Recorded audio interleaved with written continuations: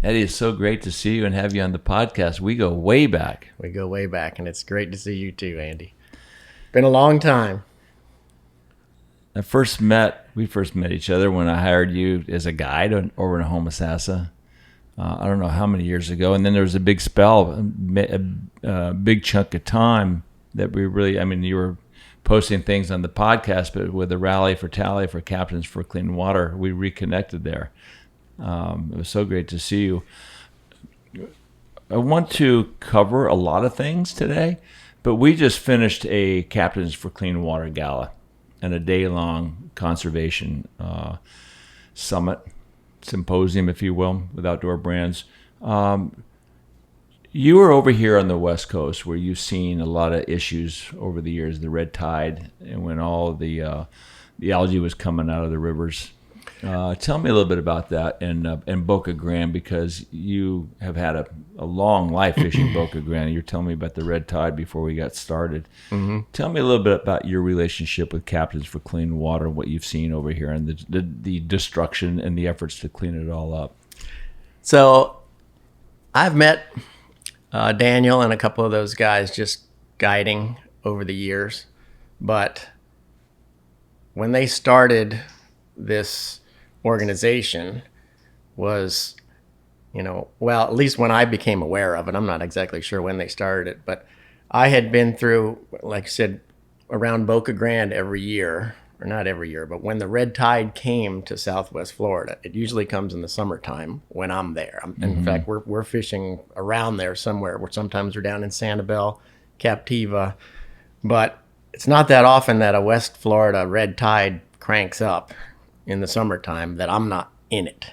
So we see, as guides, we watch generations of fish float up dead.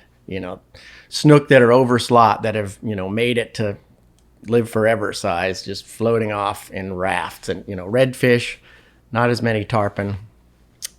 And you just sit there helpless watching everything die around you, knowing that it's going to be years before a level of fishing like that might come back. So there's this group called Captains for Clean Water. I think I saw them on the internet or something like that. And they said, we're fighting for clean water rights. And I just wrote them a check and sent it off. Didn't ask any questions, didn't ask anything for it. I'm like, here's what I would have made for a gratuity today. In one day of making a living on the Gulf of Mexico, where we need clean water. Right. So didn't think much of it. And they do a raffle, and I'm like, man, I can help myself with the clean water issue, or help these guys help us, and maybe I'll even win a cool skiff. So, after a while, I kind of got to know the guys. I got some contact back from them, and then they did this thing. The 2508 bill, they said, we're going to have a bunch of guides. We're encouraging a bunch of guides come up here and, stand up against this dirty thing that somebody's trying to put across on us. So I said, I'm going to that. And then I talked to a couple other guys. Nobody could go. So I got in my car by myself, drove up there that morning, and I come around the corner. It was pretty early, and there's famous guide guy here, famous guy, just one by one, these guys kind of trickle in and make a group. Andy Mill walks up. I'm like, Andy, how you doing? It's been 30 years. And then, all these guys show up, and I was like, I almost had a tear in my eye. I was so proud of our guys. I don't know that there's ever been a moment where the top guides in Florida, who, guides don't always get along with other guides. You know how it is.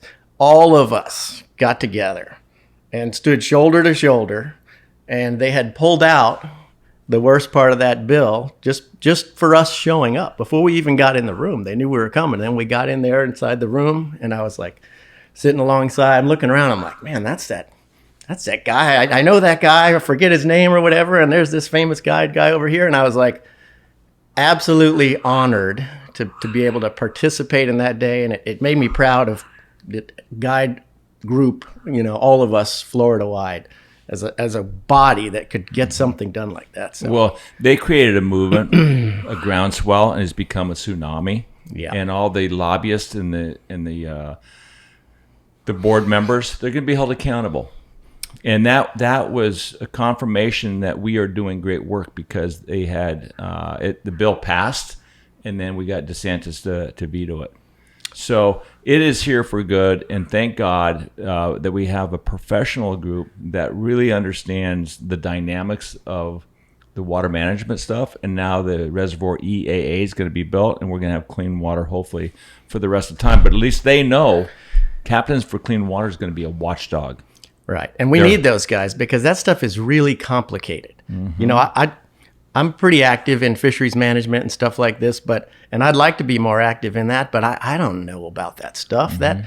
That reservoir and the flow this way and that way and levels this and that. It's hard you need somebody that stays on it. Well, it's a professional group. They've dedicated their lives to this, and it's gonna work. And we'll get into your sure. Involvement with Gulf management, fisheries and stuff. Different but issue. Let's go back to the early years, because we've all seen Boca Grande has been so famous for so long about the tarpon fishing in the past. Mm-hmm. The first fish ever caught was in 1885 in Sanibel. So there's been such notoriety in Boca Grande. When did you find this spot for the first time? And tell me about your relationship with the past and tarpon fishing here on the West Coast. I certainly didn't find the spot first, that's for sure. Yeah, I'm a big Florida history buff, and as I'm sure you are, and you read some, my favorite book that I've read recently is called The Gulf. It's a Pulitzer Prize winning book, right? The history of the Gulf of Mexico, and Boca Grande is a big part of the history of Florida, and Thomas Edison and all the history involved in that. But, when I arrived there, we had been fishing up at Homosassa for a while, and my roommate up there, his parents had a house in Boca Grande, and he's like, man, you think this is good up here? You need to come down to my parents' house in Boca Grande and check out, we got tarpon down there. I'd never been there. And come roll around the corner, and the entire pass is shining with tarpon backs, and the whole beach in both directions is strings and daisy chains on the bar, and there's hardly anybody around. I'm like, holy mackerel. I think I'm going to cut off half of next Homosassa season. I'm going to spend half of it down here. So was Homosassa dying off by that time? Homosassa was, yes. Do you remember the years you're talking about here? So because that, for me... I think I stopped in 88. So I think you and I fished together in 87, 88. So Mm-hmm. I was like 20 years old or something. And, Al DePeric was actually giving me some of his overflow trips up there.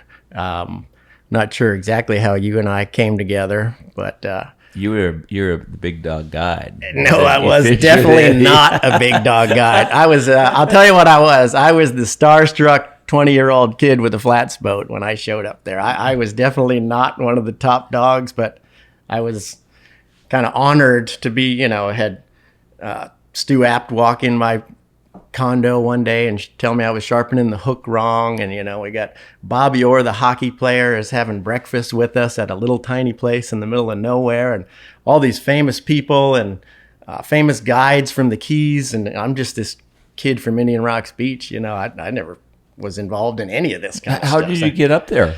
So I did a lot of tarpon fishing here, and I believe it was Al DePeric said, hey kid, I got a lot of guys want to fish up here at Homosassa.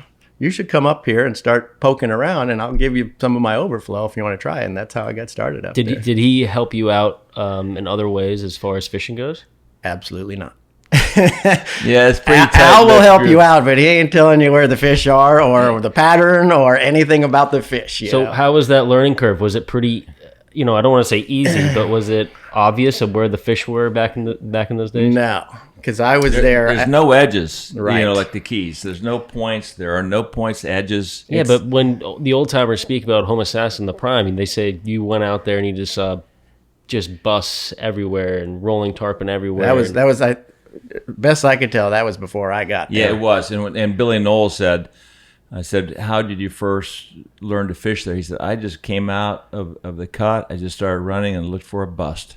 Yeah. And he'd run towards that bust. He'd see another one shut down, and he was surrounded by 500 fish. Yes. So we were there when you and I were fishing together was the decline. For whatever reason the decline was, I really don't know.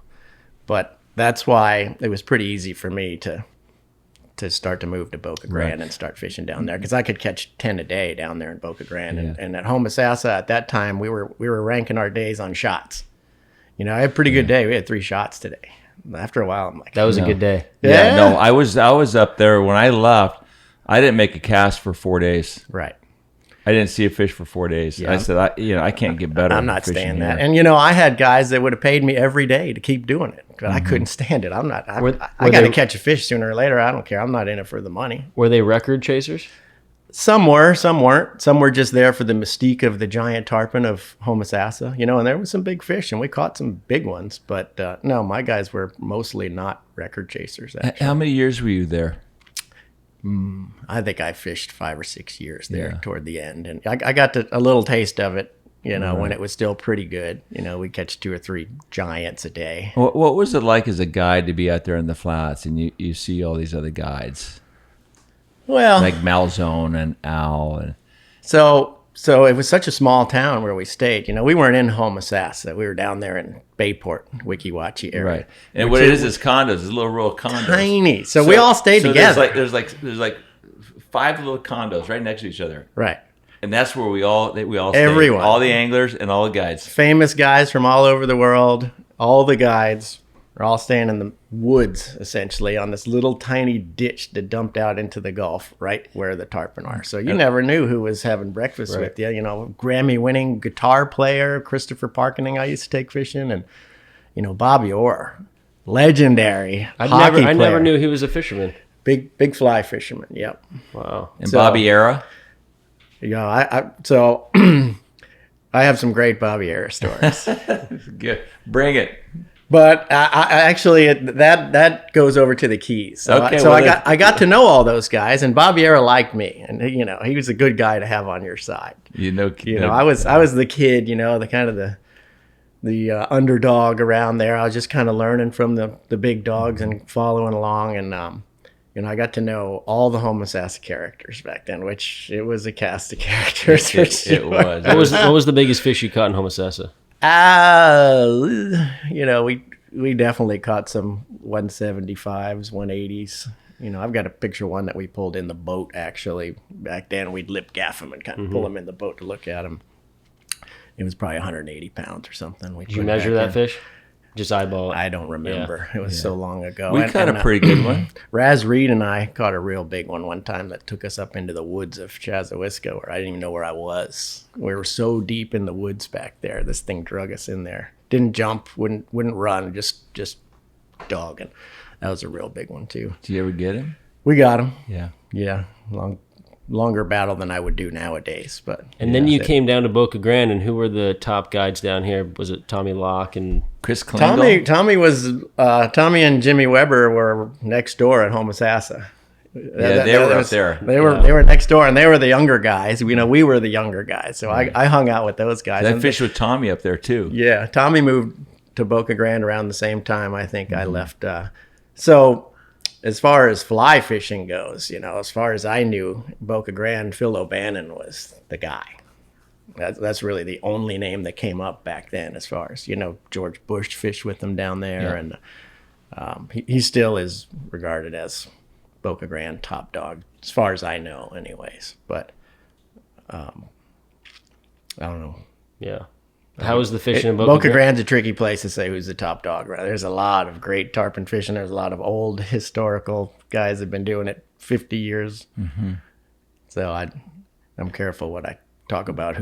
Anywhere you tarpon fish, saying who's the top dogs. You got to watch your stuff. A lot of egos. Yeah, I don't, and I'm not striving to ever be, you know, the guy or the legend or anything like that. You know, we all just fish, and you know, one day you're great, and the next day you don't catch one, and you know you're still a hero. From champ to chump. I don't want any part of that stuff. I've been doing it long enough. I just like to appreciate what I do for a living. And yeah.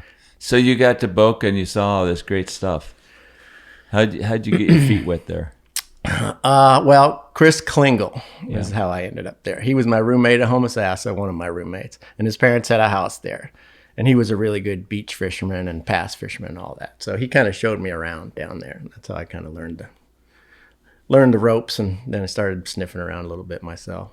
Wasn't he involved with the first building of the Silver King? Him and his dad built they were the original Silver King guys. Yep. Are they still building that boat? No, they quit making those like 15, 20 years ago, and they sold it to Johnny Morris, and he's quit making them. He just got it mothballed in the back somewhere. My story, but I still have a Silver King skiff as well. I love those things. So did you ever get involved with the jig fishing over in Boca Grande? Or are you more of a fly guy? Well, this is a touchy subject. Well, all right. So I'm going to have to clarify. So truth be told, the Klingels are the ones that came up with that breakaway jig, right? It was a derivative of something they had in Louisiana. Right. And they came up with this way that the jig head would break off. And so Chris and I, he shared it with me. It was top secret. Like if you put it in the water, you held it in your hand, you put it under the water and you let it go. You did not swing it around in the pass. So you were Mr. Jig. Just that's why, let me finish my story. Okay. So we really didn't know. It was a ridiculous looking lure. It made no sense. As a tarpon guide, it's like no tarpon is ever going to eat that stupid looking thing. It's got a 16-aught circle hook zip tied to a freaking rubber tail jig. Right. So what was going to break off when you said it breaks off? The lead head breaks off. They thought that was the innovation. So when the fish jumps, the lead comes off. Mm-hmm. So it doesn't shake the hook out. Right. We thought this was this great invention, but the whole time I was thinking, why would it? I've thrown a tarpon enough and been turned down on a fly or whatever to know that a tarpon is not going to eat a big chunk of metal with a plastic zip tie. But you drop it down there and you drift through that inlet and it goes boom, boom, boom, and you reel up that circle hook and you got him. When you get him next to the boat, he's hooked in the hinge where, you hook fish there all the time on regular tackle. So we fished it for a couple of years. Was the hook from the outside of the face? It was behind the hinge. Oh, so it slid up. So eventually I think we figured out that all these fish are down there and it slides up behind that hinge. I don't know if he's breathing or what, but somehow that line slides up there and you reel it tight and you got him. And if his mouth's open, it looked like it's in the corner. Right. So God, that's why area. It wasn't obvious right away that's why it worked so good, because they're not eating it. I mean, we figured that out after a while. But at first we just thought we had this magic weapon, and Chris and I we won like every tournament they had for 2 or 3 years back in the Miller's Marina tournament days. And those are big tournaments. Prize yeah, money. we won a lot of money. I was feeling like, man, we got this figured out. But there was something wasn't right about it. I knew it in my soul that there's no way that this charter boat captain that's been here 40 years and knows exactly how to lay his live bait right in there on the ledge better than I ever will, that I'm out fishing this guy, 2-1, 15-1 with the zip tie and a big with chunk a of stupid looking lead. lure, right? So I started to get a bad feeling about it, and eventually I took the rubber tail off of it. Right. So it's a sinker zip tied to a hook. It has no resemblance to a fish or a crab or anything. And I do a drift with that and it works just as good. Interesting. And so that's when you figured it out. And that's when I stopped fishing the pass that year. I never dropped another jig in that pass, and I became a full-time beach fisherman. We did some fishing, live bait fishing in the past. We still do if it's a hill tide or something like that. And we fish live bait tournaments in there still, but yeah, something was very dirty about that. And did you start speaking out against the jigs at that point, or you just moved on? It was so I was associated with it. I had won tournaments with it, and it wasn't against the rules. So you kind of helped innovate the popularity of it. Unfortunately, do I have to admit that? I'm sorry to say I did, and I regret that. I honestly didn't know, and like I said, when we realized what was really happening, I walked away from it. But what Klinkle do? But by then it had been exposed to the masses. Sure. Right. So you got you got a flood of new people that are all tarpon experts overnight. You just drop this thing in there and you're getting double headers and there's boats hooked up all over, and it was just awful. Did the bait fishing go away at that point? Because it Well, those people just, when it got overrun with jiggers, they just bumped those guys right out of the way. It was a disgrace what they did to the historical Boca Grande tarpon fishermen. You know, I tried to maintain respect and stay out of their way and all that when I was one of just two guys doing it. And then when I saw what happened, I was embarrassed that I ever had any part, because that was like the worst thing that ever happened to Boca Grande. So that's my story on Boca Grande jig fishing. How much money did you win in those tournaments? Those tournaments, I don't know, $75,000, $100,000 over the years. Did you stop fishing tournaments? You had to have. Well, you can't win without fishing with the jigs. And you tournaments. can. Yeah, no, live bait. They still have live bait tournaments. But they banned the jigs. Jigs have been banned, and I never did those. I'm happy to say those TV tournaments that were like a circus with the guy all dressed up in the same outfits and wraps on their boats, and I never did that. That was after the jig thing got out. And it was televised, so they were dragging their fish to the beach, weighing them in a sling, letting them go, and the sharks were getting them. Well, they would weigh them, and then they would hold them up. The four people would hold them up on the beach, and the fish was just had no chance. Yeah, those were the worst thing that ever happened to tarpon fish. Those tournaments are an embarrassment to the historical fishing in Boca Grande, 100%. And luckily, they were able to stop it because it was a disgrace. I remember watching some of that, but I also too heard that they would drag them back out into the current and into the pass, and if they died, they'd start floating. So they started sticking holes in them. Is that right? I was never there when those tournaments went on. I went as far from that place as I could, and unfortunately, I was lumped in with those guys because I did it prior to that. I fished jigs. Mm-hmm. So wherever people would say, "Oh, you guide in Boca Grande?" I'm like, "Yeah," and they say, "What's your team name? I see that stuff on TV." And I'm like, no, that's not tarpon fishing in Boca Grande. That is a shit show that should have never happened. Right. And it brought a bunch of guides from, quote unquote guides that have, they live in Orlando and they come over on the weekend and run tarpon charters and stuff. It was just, it's a shame what happened. But there's still viable live bait tournaments. And, after all that was gone, actually, I don't know if it was gone, but we fished a live bait tournament there. They have the long-term famous tournament down there is the Chamber of Commerce, Boca Grande Chamber of Commerce, world's richest tarpon tournament, they call it. And at the time, it was very prestigious, 60 boat limit, and it sold out every year. Live bait only. Your fish, they implemented a rule where the fish have to be confirmed hooked in the mouth, even on live bait. The committee boat had to see that it was hooked in the mouth. Good. That's what I want. So each boat had an observer. No, you all have to fish in the pass. Mm-hmm. So when you get a hookup, you call it in, and there's numerous committee boats, and they come over and they watch you. Right. So we decided we were going to go get in with the live bait guys and fish live bait in my small boat. Who was your partner? So I had three guys, Steve Kosis, Scott Tomlinson, who were charter client friends, and another guy, Tiki Reynolds. And they said, we're gonna kind of cross some boundaries here. It's historically a big boat, diesel, drift in the chair through the pass the way they've done it for 50 years down there. And we're going to go in there in an outboard boat, which is, kind of unpopular at the time. And we're going to fish live bait the way, we fish live bait, fish live crabs the whole time. And it's a 2-day tournament.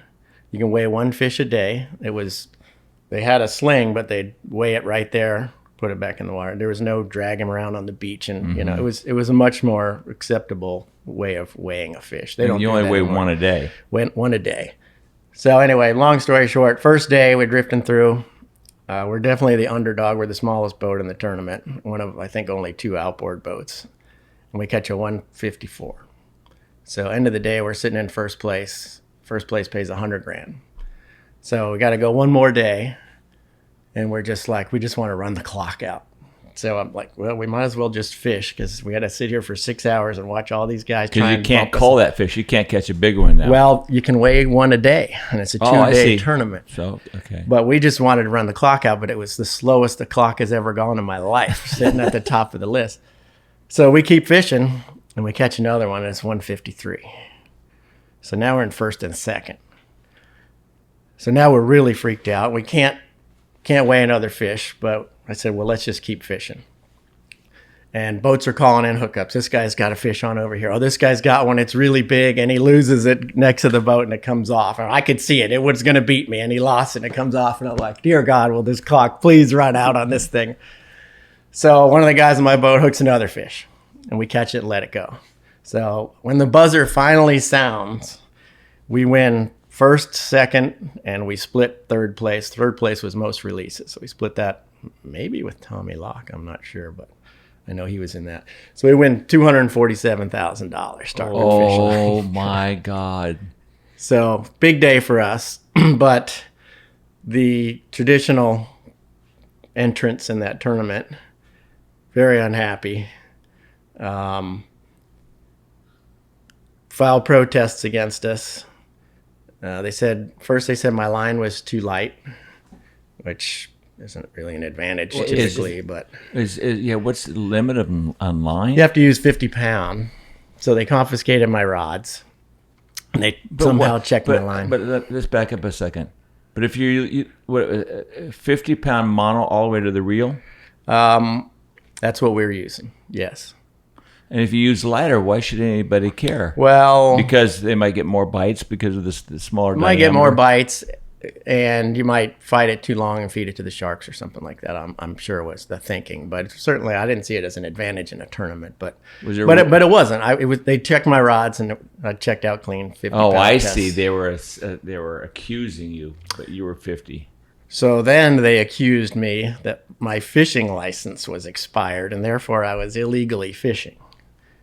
So I was therefore disqualified. They were out to get one of the local boys on the podium any way they could at that point. So they tell me I have to go show my fishing license to the tournament director. So to his credit, I forget the guy's name, but he was awesome. So I show up at the Temptation restaurant in Boca Grande, and he's sitting there at the bar, and I walk in, and I reach for my wallet, and he looks at me. He says, "You don't even pull that thing out of your pocket." He said, "I don't even care if it's expired." He goes, "This is pathetic what's happening right now." And it wasn't expired actually, but Right. he goes, "This is really sad." So witch what hunt. they're trying to do for Yeah. you. So we pass that, and we go to this giant awards thing at the Boca Grande Club out there. That's huge spread and all that, and like nobody comes.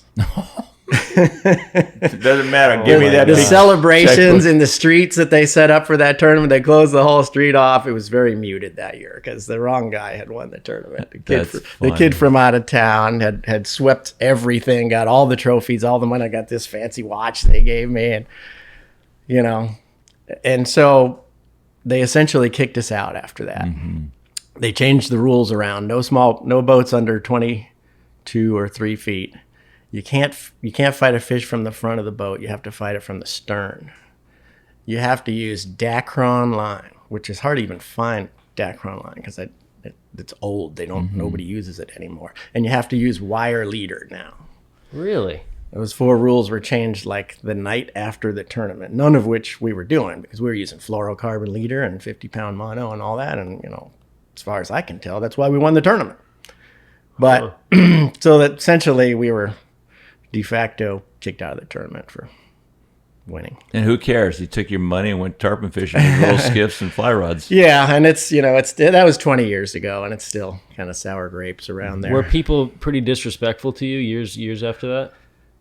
Yeah, like tomorrow they still are mad about it. Really? Certain ones. Some of them came around and said, "Look, I'm sorry that it got to be like this," but it was very unpopular at the time, and an outboard guy and on the diesel boats. So that's not really how they had historically done it, and we did. So there was a lot of animosity there. But my fish were all confirmed hooked into mouth. They weren't caught on a jig. They were caught on live bait, and it was all by the rules.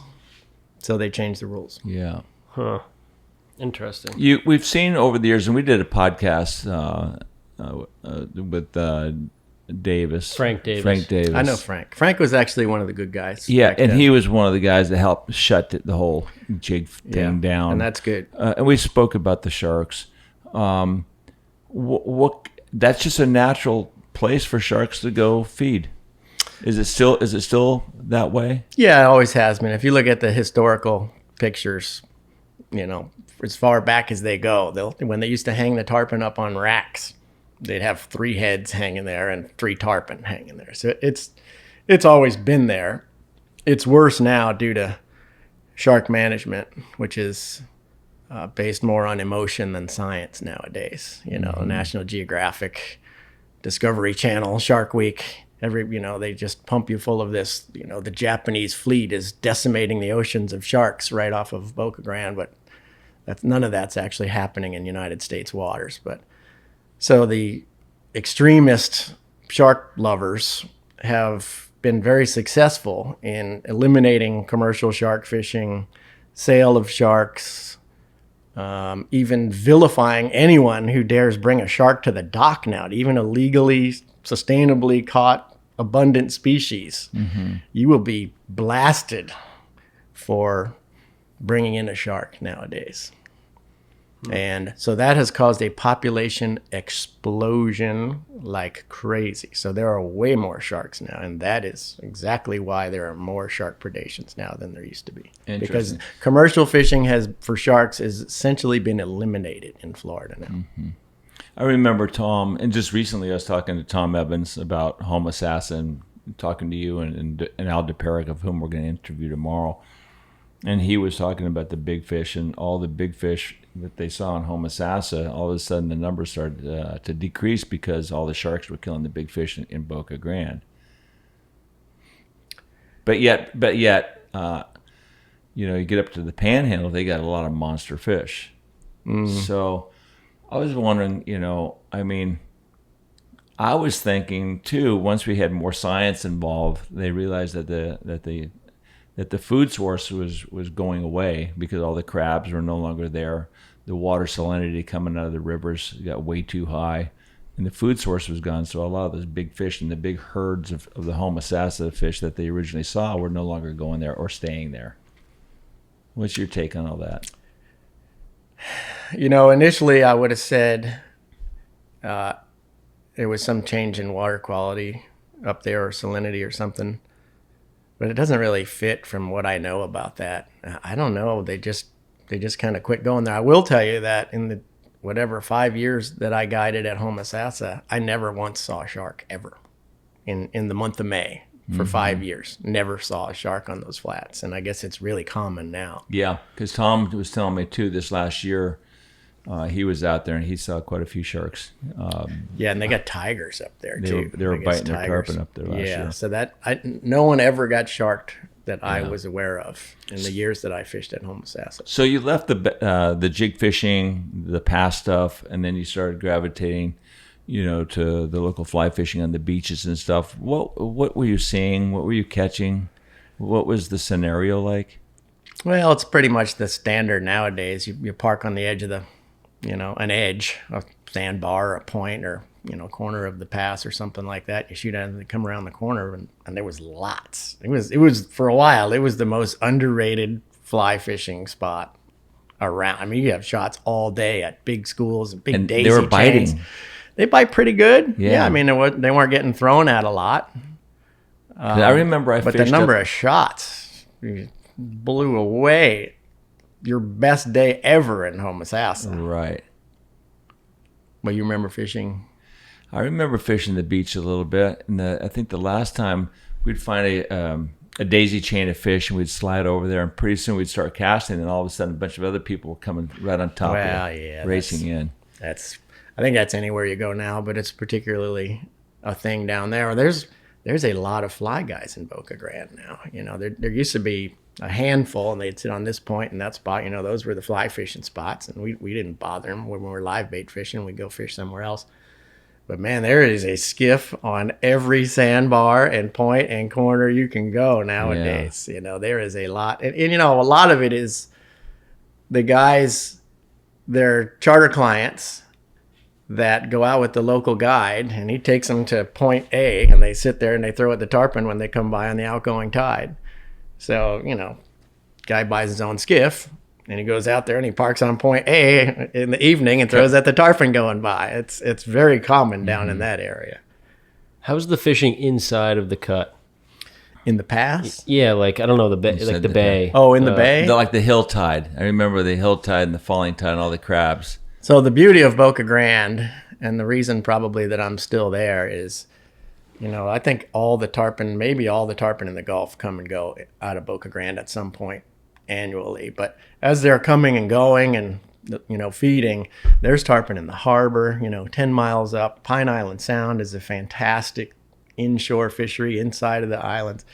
And where I like to fish nowadays is well north of Boca Grande, 15 miles north of Boca Grande up the beach. Is still kind of remote and, not nearly as crowded. And the fish are going to Boca Grande. I'm just getting first dibs on them up there. Right. But, and I'll tell you another thing. Because early in the season, the fish are coming from the north. They're sliding down the beach from the north, heading towards Boca Grande. So what you'll find, and I've been there 30 years now, and I can say this with pretty much confidence.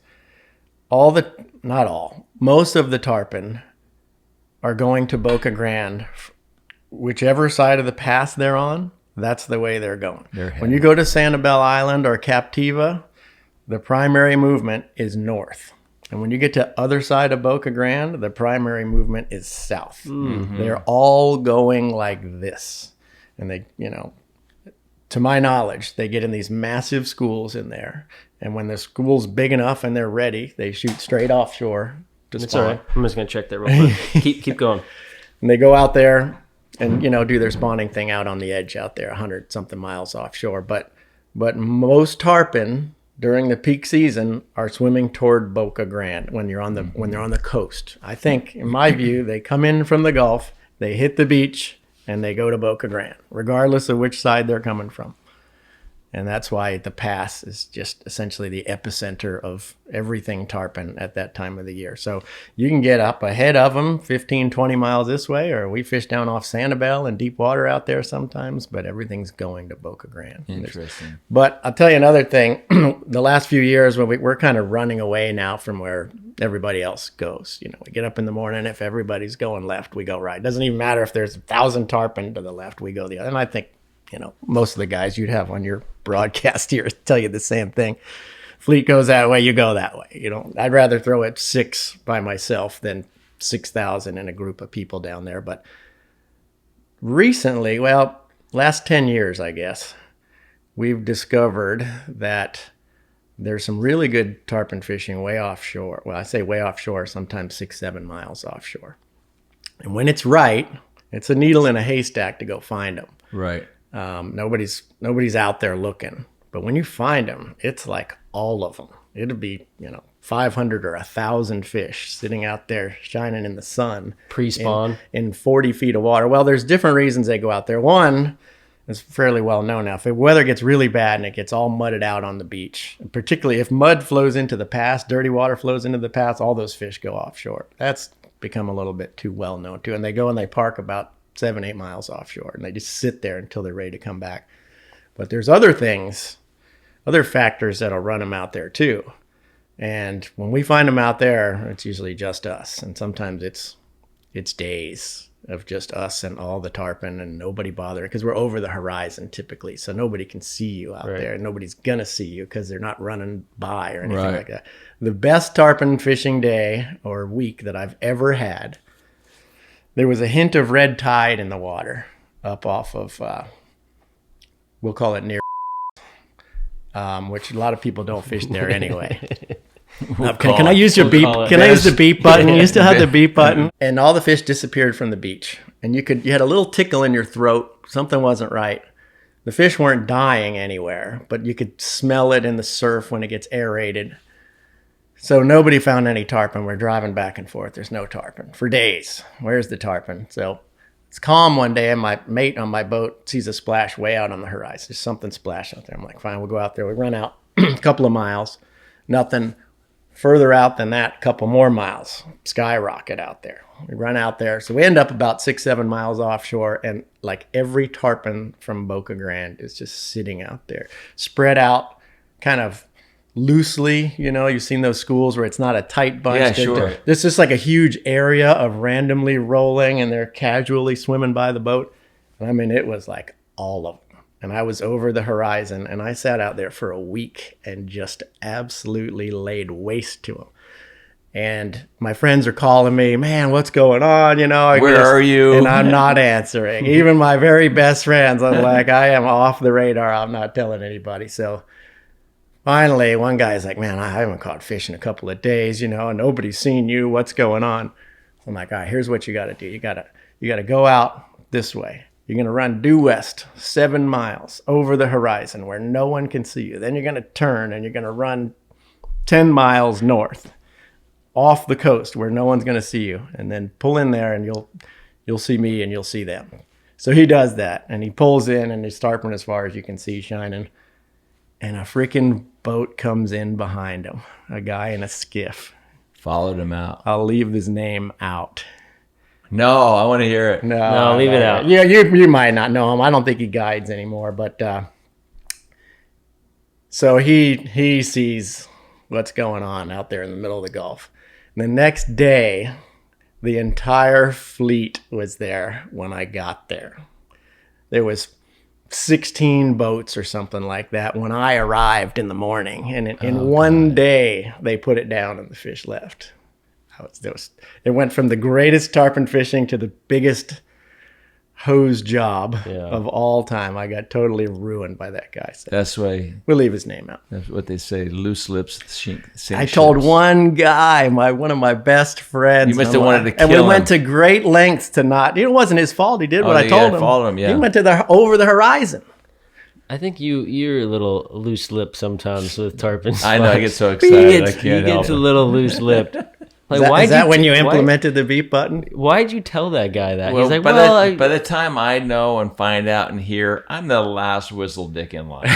So no. Sometimes every once in a while we'll find something special, and you have to tell somebody. I call Carl Ball. I just call one guy.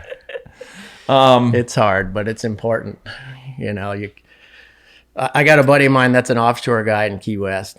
He's a retired Coast Guard guy. And he's kind of one of these, you know, everybody does the same thing. We all go to the shrimp boats and catch tunas, and we fish for muttons over here and there. And we all kind of do the same thing. There's no secrets anymore. And I was like, that's where you're wrong. Yeah. Secrets are what separate the really good guys from everybody else. Is secrets and how well you keep them. 'Cause, yeah, everybody knows what the regular stuff, but the good guys have a little something in their back pocket that they will never tell you. How often do you find secrets, new secret spots? It's It's hard with so many people fishing. I'm always looking. There's always another trick. I firmly believe that. No matter how overdone something is or how many years they've been doing it, that's one of the most exciting things about all this. There's always a new trick. Mm-hmm. I'm thinking of like 3 right now, but I can't tell you any of them actually. Yeah. Some that you would go, wow, really? That works? I would have never thought of Are that. a lot of those tricks regarding tackle and hooks? Yeah, I mean, not as much. Mm-hmm. Everybody's tried everything in tackle, maybe. I don't know. Everybody's gone light tackle, small hooks, whatever. But there's places I still think there's one more tarpon thing hasn't even been found yet. When it gets found, I think it'll be kind of a big deal. But Are you talking outside the state of Florida, possibly? no, I got an idea that there's a whole nother, I don't know if we call it another fishery or something like that. But I think I've discovered something that's unique that hasn't been discovered by much anybody yet. Well, just don't tell my dad. That's all I'm gonna say. I was gonna say you should come fishing with me someday, but then I'm like, I'm not taking that guy. He's loose lips over there. No way I'm taking that guy. Nikki, I'm going to kill you. I don't know. Tell me, I want to go back to Homosassa briefly.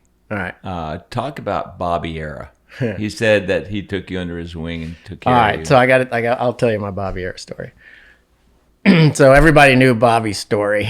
So tell that story briefly, because a lot of the people. Well, I don't know. Are you allowed to? So you still got friends and stuff. Are we allowed to? Yeah, Talk everyone about everyone knows who Bobby Air was. Yeah, He was a mobster. he was a notorious alleged mob guy. Yeah. I thought he was a pretty cool guy actually, and we hung out a little bit. It's another one of those so-called legendary characters up there at Homosassa that this young kid from Indian Rocks Beach got to meet. So one of the guys that fished with me up there at Homosassa wanted to go fish the Gold Cup one year. I'd never been there in my boat to the Keys, and he says, "I want you to come fish me in the Gold Cup." I'm like, "Me? I don't know why you would want to do that." He's like, "I'll tell you why. I like to pole around like you guys do." He goes, I don't want to park on an edge. I want to pole around. And you guys up here, you pole hard all day into the wind, pole, pole, pole. He goes, I fished there a long time. I know a lot of the spots. We'll go fish your boat. I'm like, are you sure? Chances of me beating some local guy in the Keys, but I'm like, hey, if you want to go, I'll go. So I go to the Keys. He gets us a slip at the Lorelei. And I'm hanging around there one night. I'm thinking, man, I'm hitting the big time here. I got my skiff. I'm doing a little guiding. Now I'm down here in like the biggest tournament with all these famous guys. The guy comes walking up to me. It's after dark. And he says, hey, nice boat. My boat's sitting in the water right there. He's like, you a guide? And I'm like, oh, yeah, I'm in here for the tournament.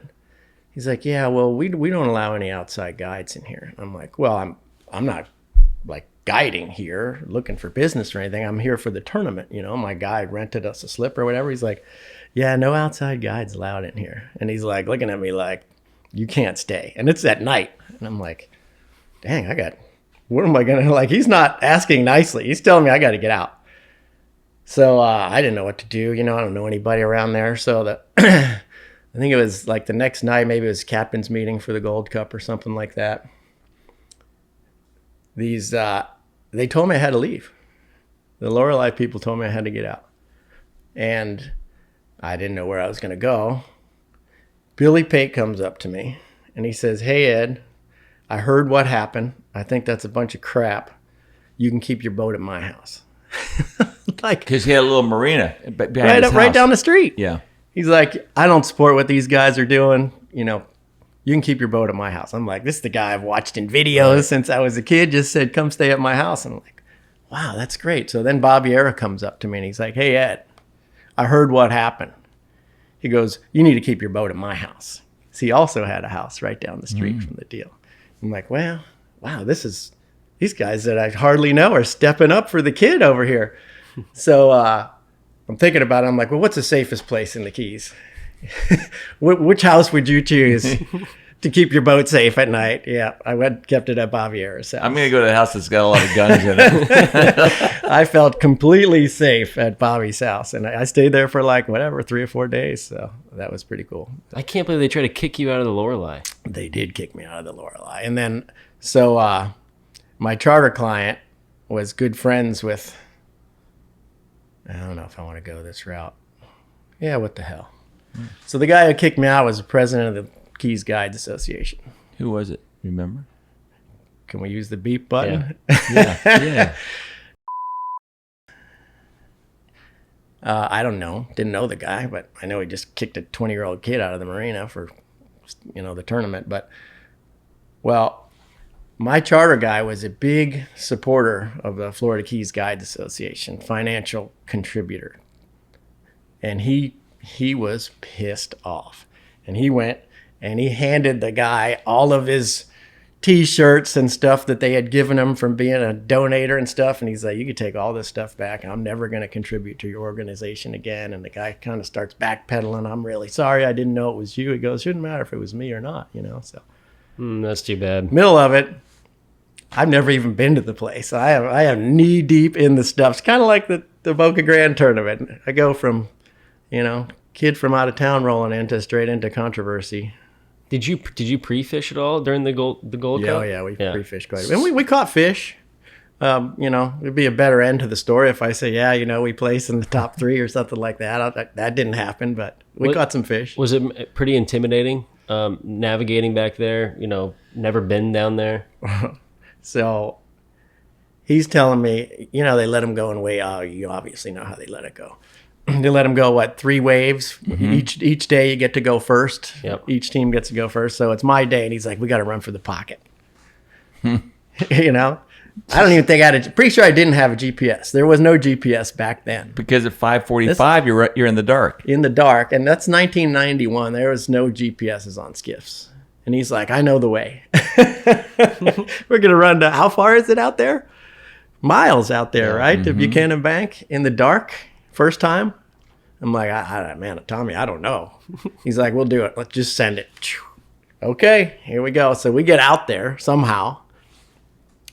And we're circling around. At the time, there's like a pile of cans on the bottom, right? There's no marker or something. He's like, it's because it's dark. He's like, just look for the cans on the flashlight bottom. looking and down. There's 3 or 4 of us going around this thing.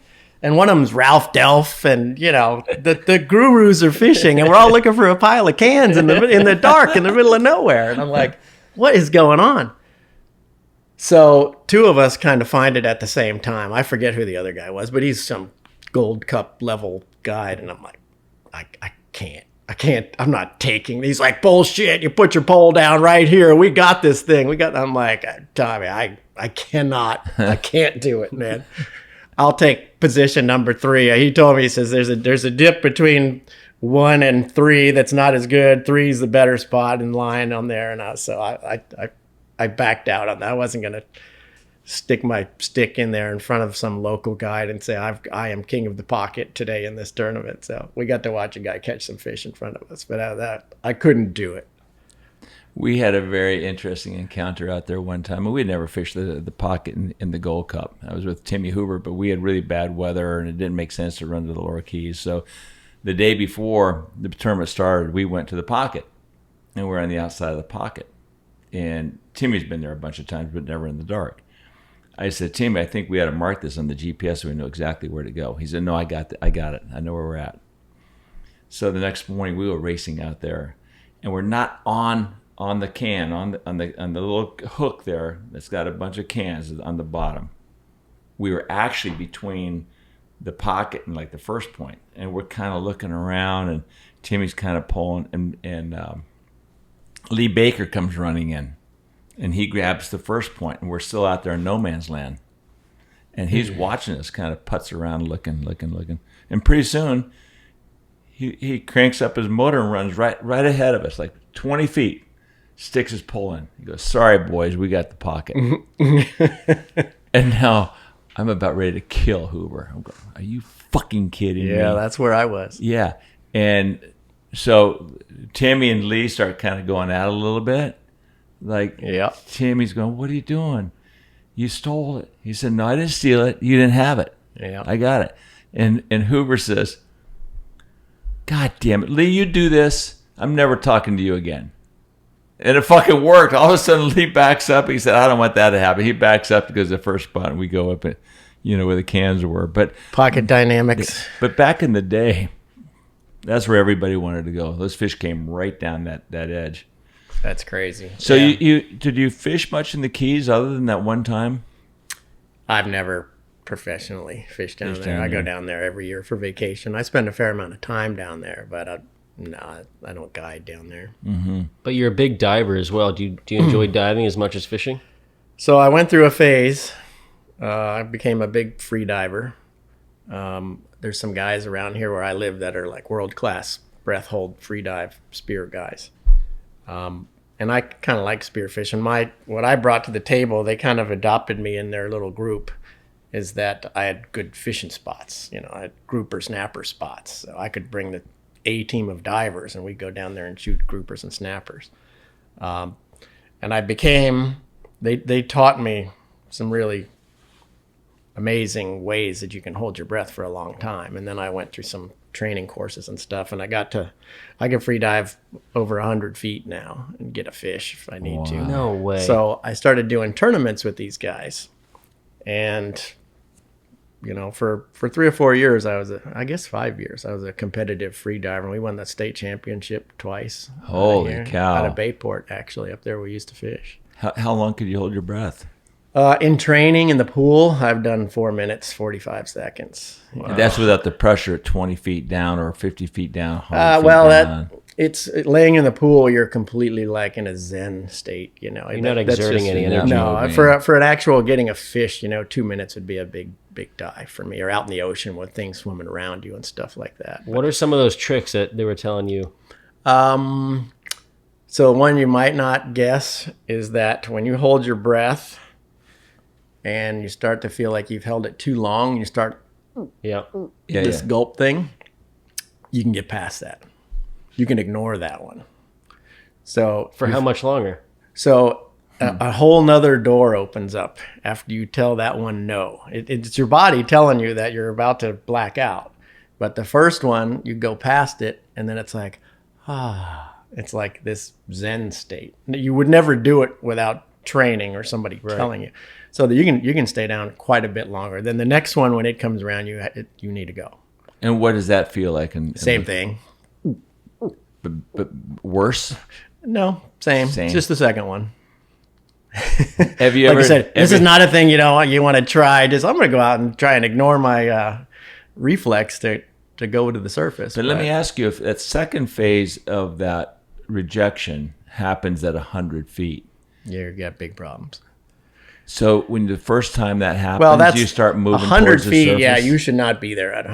That would happen as you're about to break the surface. You should already be on your way. You should, you kind of know your limits. You should be on your way to the top at that. If you're on the bottom at that late in the game, yeah, you better have a backup guy behind you.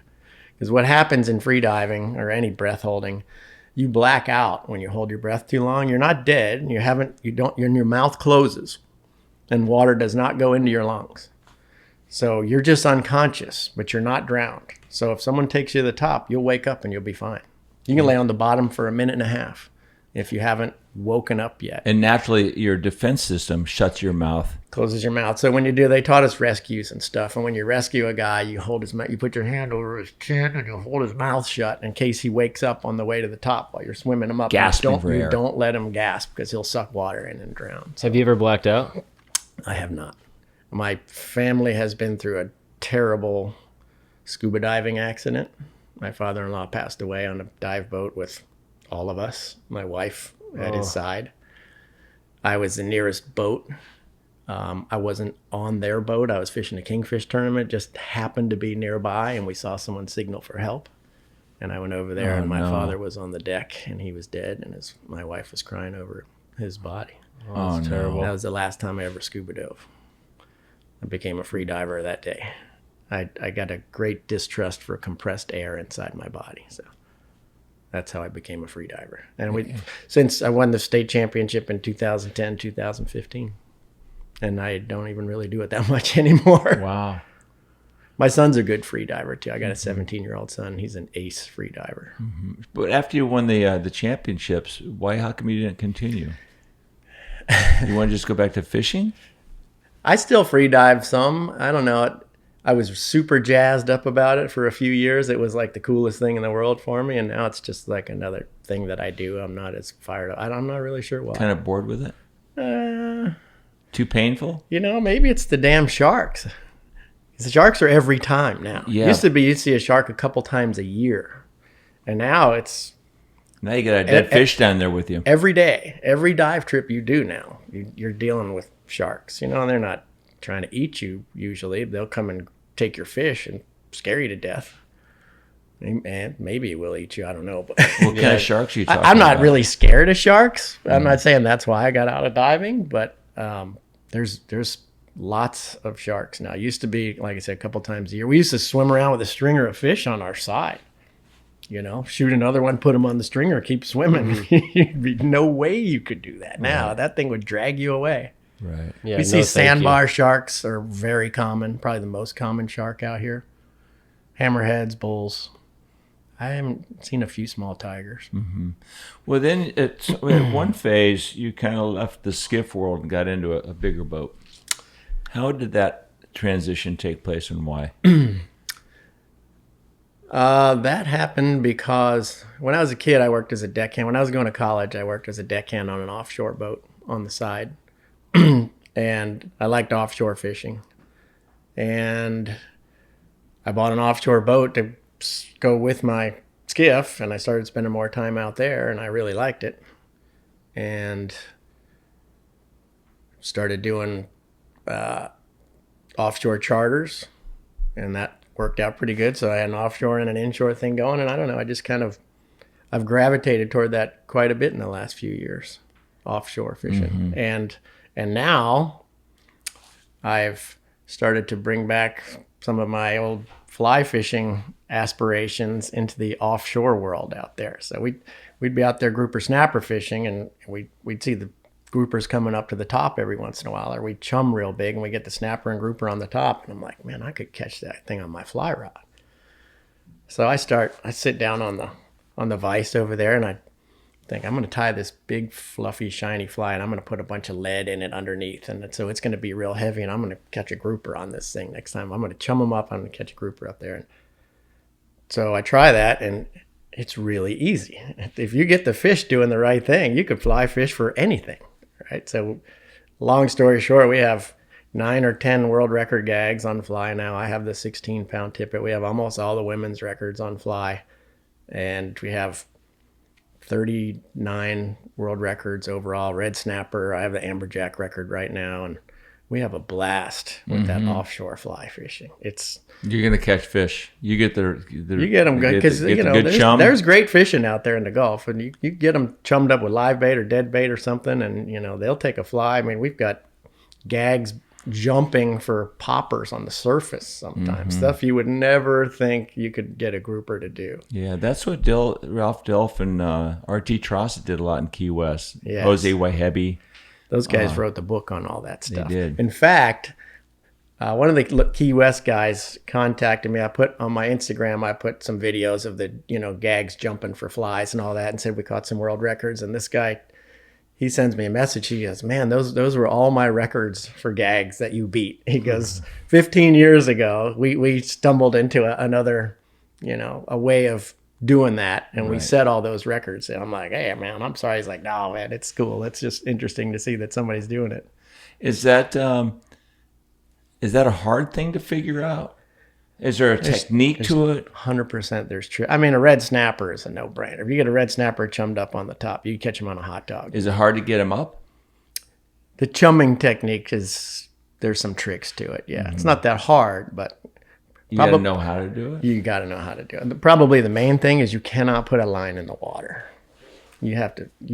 If you want to make them do what you need them to do, you can't put a line in the water until they're all the way ready.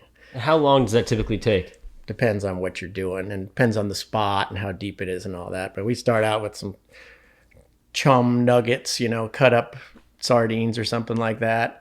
And then when we start seeing them in the back, we put a little bit more on there. And then when they come up a little higher, then we dip in the live well. And we just take nets full of live bait, and we just throw all that out there. And that brings them all the way to the top, and they start firing off and jumping on them. And then shoot, you drop that little shiny little fly in there, and it just touches the water, and they fight for the thing. Was anyone else doing this at the time? I don't think so. Not around here. I don't think anybody. Well, so the problem with the grouper is he runs straight to a rock. Every single time. That's his job. He lives in a rock. He comes out to eat something, and he runs right back to the rock, and he's super strong. So a fly rod's not really an efficient tool for pulling a grouper away from the rock. How big are these groupers? On the 16-pound tippet right now, I have a 15.5 pounder. So I don't know, 32 inches or something. But getting them away from the rock is where the tricks come in that I would need the beep button to say. We don't need to say it. There's like I said, there's always another trick. Always. I believe that to my soul. Who's been your greatest mentor over the years? Mentor. Or go-to guy to help figure a lot of this out? I don't know that I had one in particular. A lot of guys helped me out here and there along the way.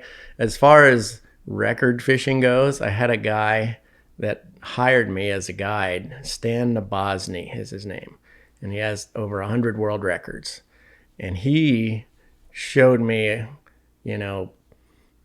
how to tricky little tippet setups and testing his line with a scale in the morning over and over again, and drag settings, getting it just right, and all like different kinds of sinking lines and shooting heads and kind of technical stuff. And he fished with me 4 or 5 years, regularly. And he showed me a lot of the technical. He's a fly guy?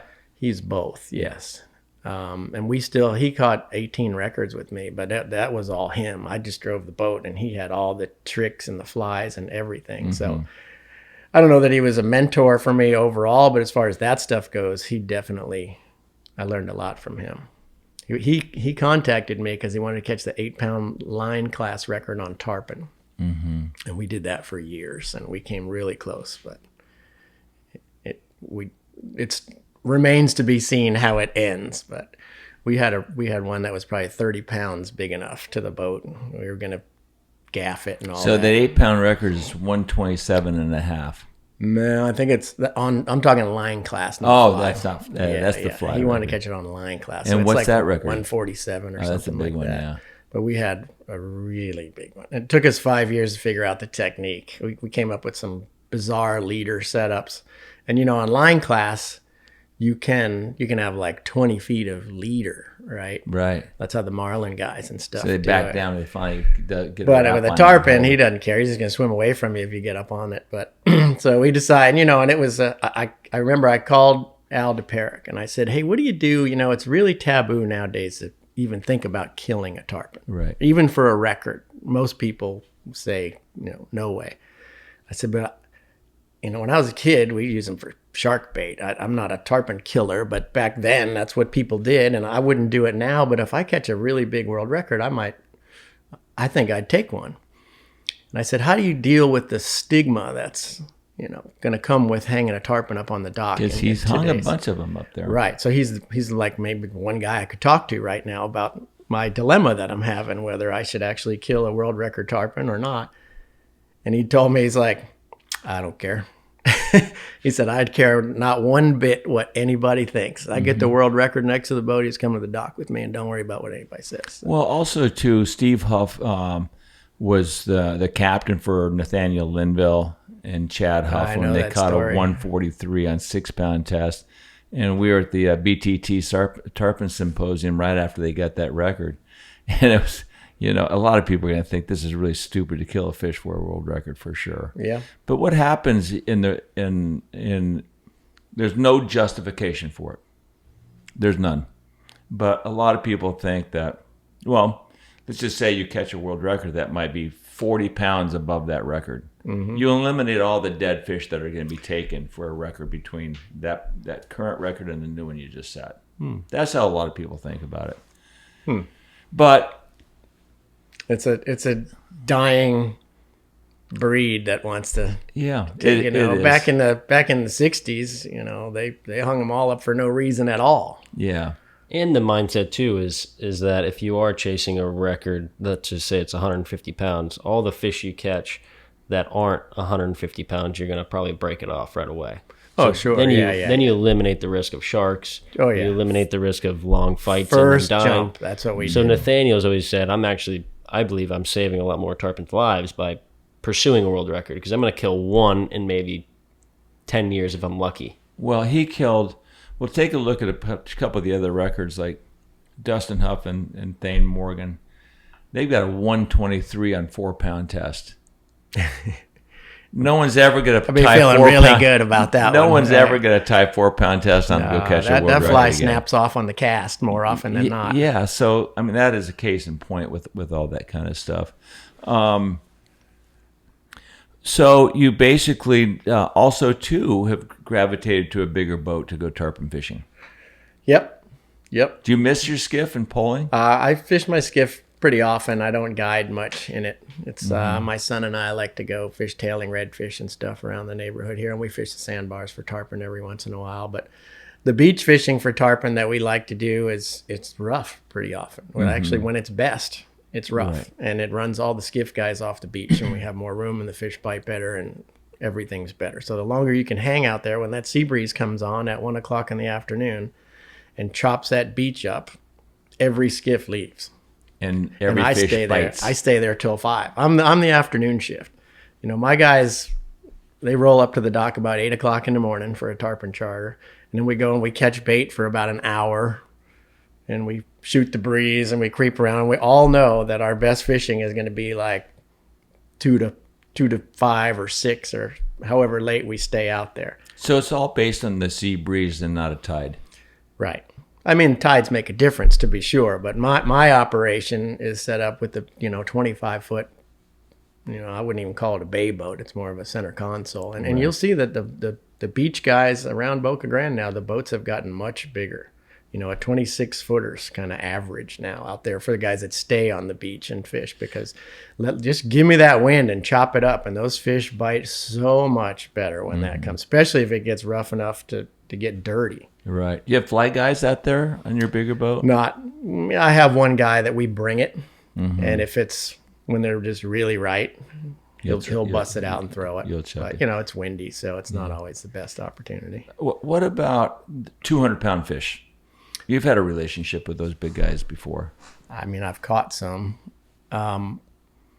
We weighed one. Actually, I think it was the biggest in Boca Grande at the time. We weighed a 208 in those Miller's Marina tournaments back in the day when that was, I guess, a weigh and release deal. Right. Not those TV tournaments. Right, we didn't have matching shirts on. No. I'm just reluctant to even say I fished a tournament in Boca Grande because of those things, because you just get lumped in with a bunch of different people. Yeah. What's it like to catch a 200-pound fish and you grab? I mean, I don't know. When we fish the beach for tarpon out there, we catch a lot of big ones. 150 pounders all the time. Really? There.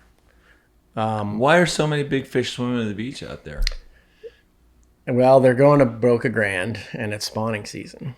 I mean, that's my guess. Mm-hmm. So the biggest of the big come from wherever they come from to get in on the spawning deal. Right. Because,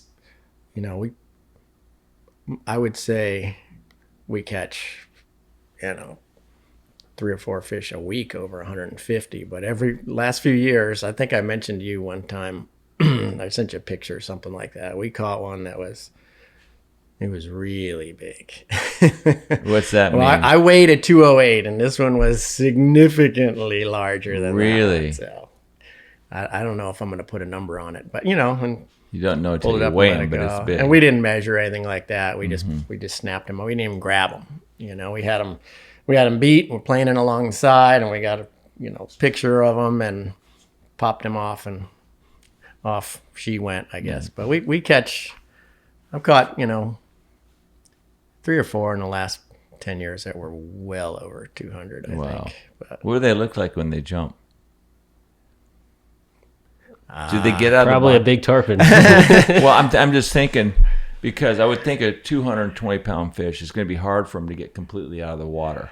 So I I've would seen think them get to their tail. I've seen them Pretty on the tail, but it's the oh my god factor. Like the drag, you get a bite, the drag's going out, and he runs off, and all of a sudden this thing comes out of the water, and everybody on the Screaming. boat says, "Oh my gosh, did you see what I saw?" And then you get him next to the boat, you see the big girth. So yeah, there's definitely some extra larges swim down that. There's some big ones in that shallow place I shouldn't mention, but some of the fly guys are dialed in on some. The biggest tarpon on fly is not necessarily going to come from Homosassa. It may well come from Southwest Florida one of these days. If there's some record guys and not Apalachicola in that area up there. I don't know much about that place. Yeah, I know very little about that. I know of it, but I don't know anything about it. Yeah, Mangum catches a lot of big fish up there. Yeah, I've heard. But now you've kind of gravitated to fishery management, and you're associated with the Gulf fishery. Tell us about that. So yes, in my advanced years, I felt like I should try and give something back to the Gulf. For everything I have was provided by the Gulf of Mexico. Everything, every job. I've never had another job outside of fishing in the Gulf of Mexico. So I started getting involved in some fisheries management issues. The gag grouper they were saying that they were all dying when they let them go, or 30% of them were dying when they were released. And so they were cutting the season back short. And I knew that to not be true. So I got involved, started going to meetings and, banging my fist on the table at the podium for 3 minutes saying, you guys have this wrong. You need to reevaluate it. So I started I got involved with some of the biologists, a lot of the biologists actually, and we started doing all these different studies. And that particular issue, we did a 3-year study, and they were like, man, he was right. It's more like 8% discard mortality is what they call it. So they gave fishermen a longer season. Were they tagging these fish to see That that was they were it. still alive and swimming on the bottom? That was an acoustic telemetry study, which they do on tarpon and permit and stuff now too. But this is like 10 years ago, I think. It was first I had seen it. So they put a little pinger in the fish, or on the fish, and we dive down, and we would put these listening devices on these individual spots. And groupers pretty much stay on the same spot all the time. We had groupers stayed on the same spot for a year. Most of them stayed more than 180 days. Some of them stayed for a year on the same exact location. Under the same rock. Same patch, Almost. reef, whatever. Same zone, because this thing is listening to the pings on the, the receiver, they call it. So we realized that they can tell if he's moving around and if he's alive. So we realized, wow, those fish are surviving. So it opened me up to, like, you can make a difference in some of this stuff. That was particular issue was to benefit grouper fishermen. I was like, wow, I can make a difference if I get involved with the scientists and all this. So I've gone through, I don't know how many, probably been involved in 10 big projects for different species and stuff now over the years. And then it gets to management, and sometimes management doesn't do what the science says you can do with it. Either restrict something more or open something up a little more based on the science. So I got kind of frustrated with that. So I said, maybe I need to be one of these fisheries management people. I think I can do it. So you have to be nominated by the governor to be put on the Gulf. It's the Gulf of Mexico Fisheries Management Council. They make the rules for the Gulf of Mexico. How does the governor even find out who Eddie Walker is? So I apply with the appointments office. Then I have friends and associates write letters on my behalf. And, people who know the governor. Governor's from here, right? He's from Dunedin. So he has connections here. But this went on with 3 different governors over about 14 years. I got nominated by all 3, and I did not get the position. So the way it works is he picks 3 people, and he sends those 3 people on a list to Washington, D.C.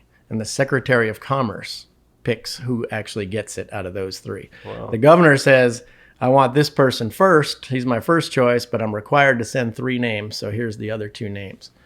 And I was even top pick before, and I still didn't get it. Why?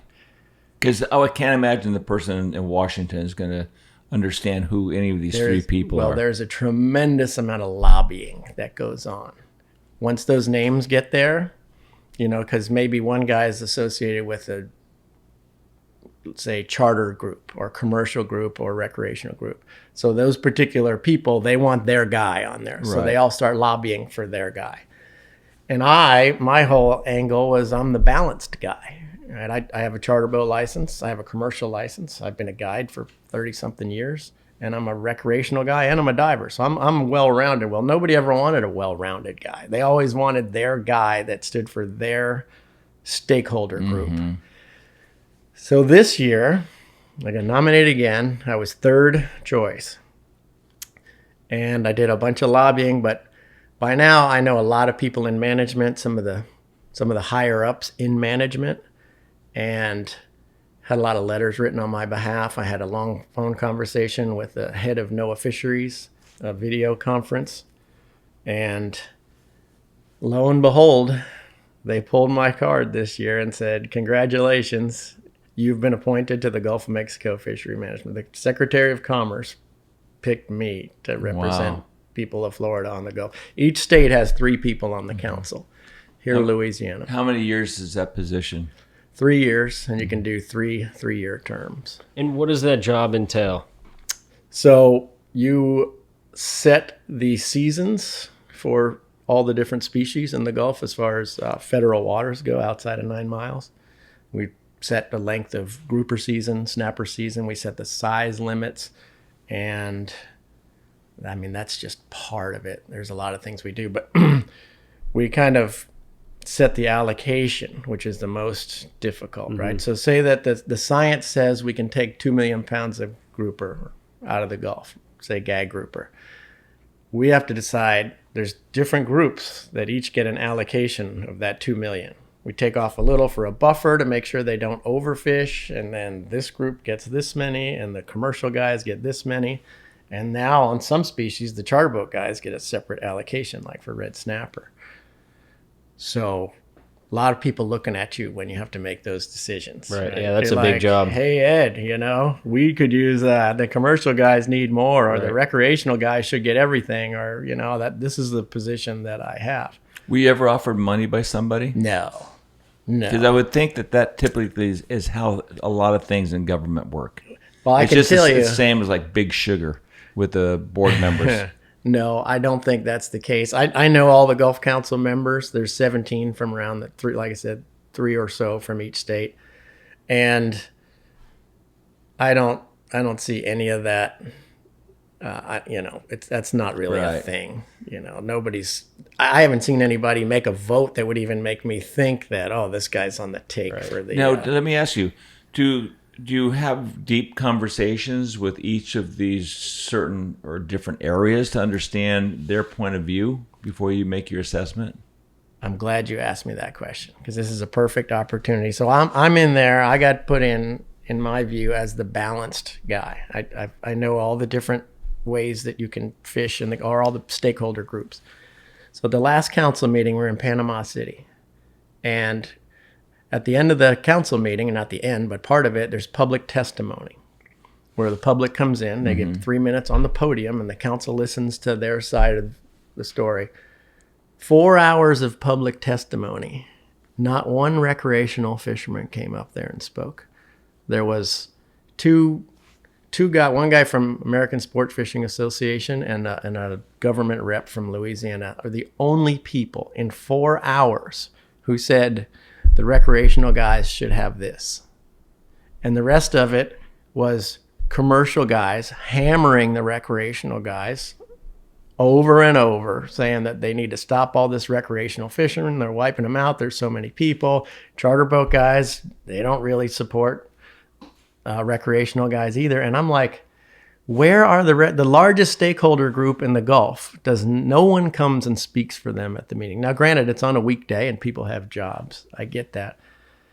But to me, it's hugely disappointing, the recreational input that we get. So yes, I go out and get it. I try and reach out to these groups and say, I'll come to your meeting. I need to know, like, if I have an issue that I think needs to happen on the recreational side that benefits recreational fishermen, I need some backup. I can't go up there and say we need to change this by myself. I got to have 10 people in the room say, this is what the community wants. This is what's best for our fishery.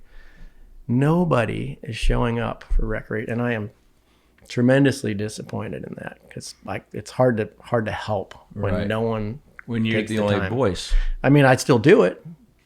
But you're the only voice representing recreation. There's other recreational guys on the council. Don't say that much. Yeah. But none for the public.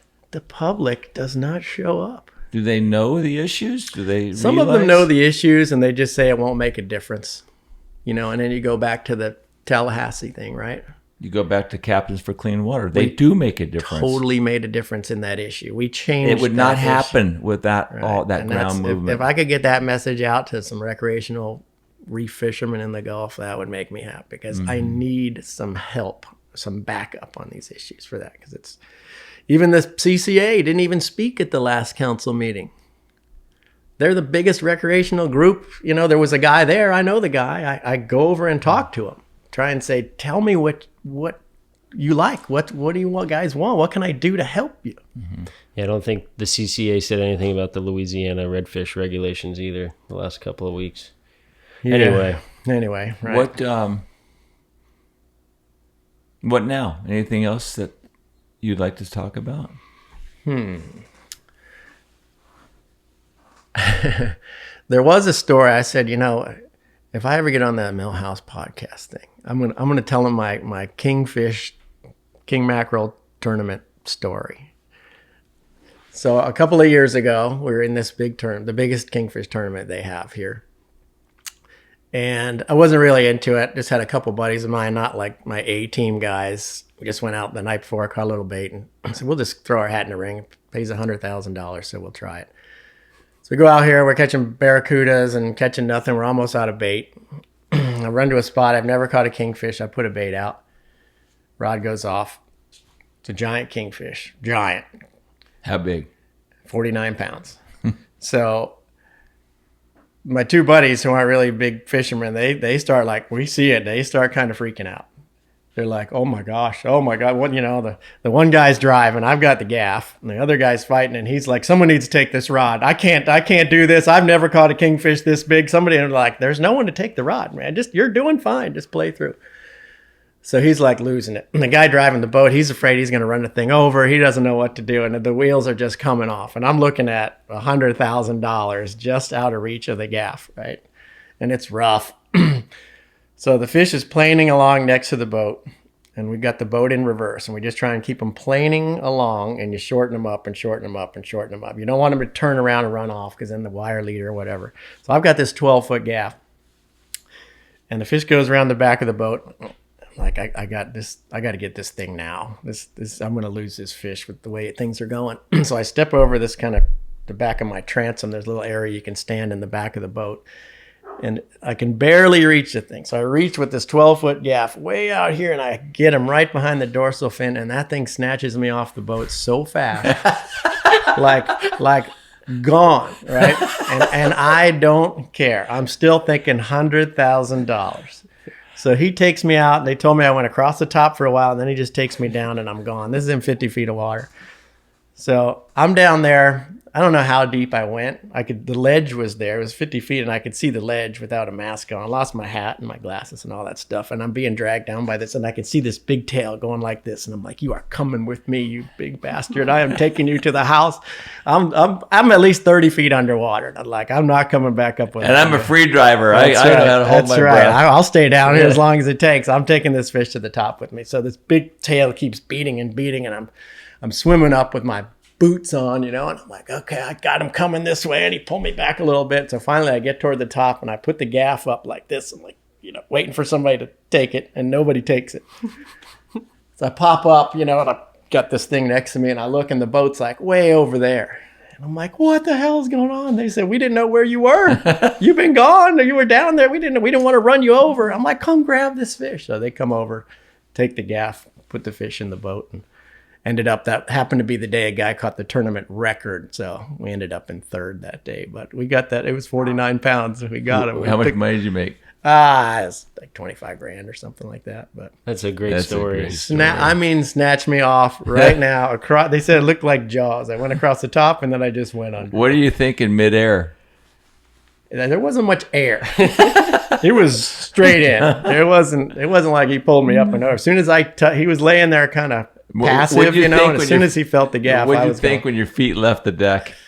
I'm just thinking, I'm catching this fish. I don't care what happens. This fish, I don't care where I am or what's going on. This fish is going on that boat, and we're taking it to the hill. God, you wouldn't think a 49-pound kingfish would have that much power. He was big, and I got him in the back end. And he was behind the dorsal reaching fin, out like this. And I was on 1 foot probably when I hit him with it. And he was kind of passive, and as soon as he felt that hook, he just bolted and just took me right with him. So. What a great story.